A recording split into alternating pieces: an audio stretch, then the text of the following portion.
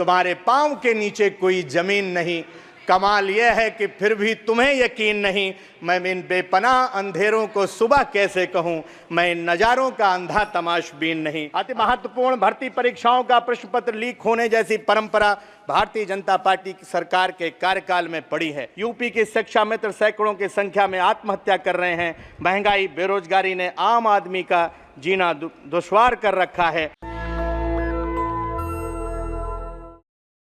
माननीय अध्यक्ष जी, मुझे उम्मीद थी कि महामहिम राष्ट्रपति जी के अभिभाषण में किसानों की आय दोगुनी करने का जो एक दशक पुराना वायदा है उसका कुछ तो उल्लेख होगा। याद रखना, बिना किसानों के समृद्धि के अमृतकाल और विकसित भारत जैसे शब्द बेईमानी है। मुझे अदम गोंडवी साहब की 4 पंक्तियां याद आ रही हैं। तुम्हारी फाइलों में गांव का मौसम गुलाबी है, मगर ये आंकड़े झूठे हैं, ये दावा किताबी है। लगी है होड़ सी देखो अमीरी और गरीबी में, यहाँ जुम्मन के घर में आज भी फूटी रकाबी है। क्या हालत है आज किसानों की। किसान कर्जा तले दबा हुआ है। आवारा पशुओं और सांडों ने खेत में तबाही मचा रखी है। सड़क पर किसान और आम आदमियों की सांड जान ले रहे हैं।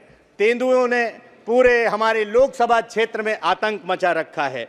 2022 के विधानसभा के चुनाव में स्वयं माननीय प्रधानमंत्री जी ने बहराइच की जनसभा में कहा था कि 10 मार्च के बाद आवारा पशुओं की जिम्मेदारी मेरी होगी। मैं माननीय प्रधानमंत्री जी को उनका वादा याद दिलाना चाहता हूं।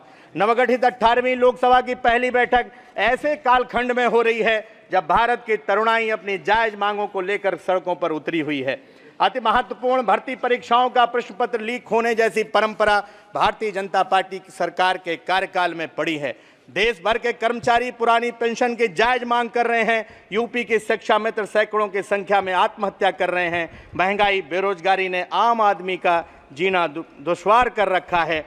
मैं देश के इन युवाओं को, इन सभी कमेरा वर्ग के लोगों को पूरी जिम्मेवारी के साथ कहना चाहता हूं, ये विश्वास दिलाता हूं कि समाजवादी पार्टी आपकी आवाज बुलंद करती रहेगी। हमने ये सोचकर तलवार उठा ली, बढ़कर जुल्म सहना भी तो जालिम की तरफदारी है। सभापति जी, यहां आने से पहले नई संसद के बारे में काफी कुछ सुना था, लेकिन अंदर घुसते ही कदम ठिठक गए जब फर्श पर हमने मोर पंख की प्रतिकृति देखी। ये कहीं ना कहीं इसको हटाना चाहिए, इसलिए मैं इसको हटाने की मांग करता हूं माननीय सभापति जी।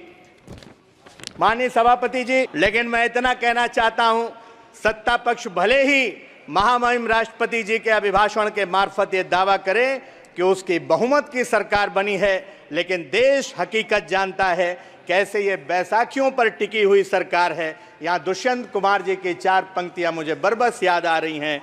तुम्हारे पांव के नीचे कोई जमीन नहीं। कमाल यह है कि फिर भी तुम्हें यकीन नहीं। मैं इन बेपनाह अंधेरों को सुबह कैसे कहूं, मैं इन नजारों का अंधा तमाशबीन नहीं। अंत में मैं नैमिषारण्य की पवित्र पुण्य भूमि, छोटी काशी गोला की पवित्र पुण्य भूमि, महाराजा छीतापासी की पवित्र पुण्य भूमि की नमन करते हुए, आदरणीय नेताजी के चरणों में नमन करते हुए अपनी बात को समाप्त करता हूं। नेशनल दस्तक की आपसे गुजारिश है कि अगर इसको बचाना चाहते हैं तो नेशनल दस्तक को सब्सक्राइब करने के लिए रेड कलर के सब्सक्राइब बटन को दबाएं, फिर बेल आइकन की घंटी दबाएं। नेशनल दस्तक को बचाने के लिए बहुत जरूरी है कि हर खबर को शेयर करें, लाइक करें, कमेंट जरूर करें।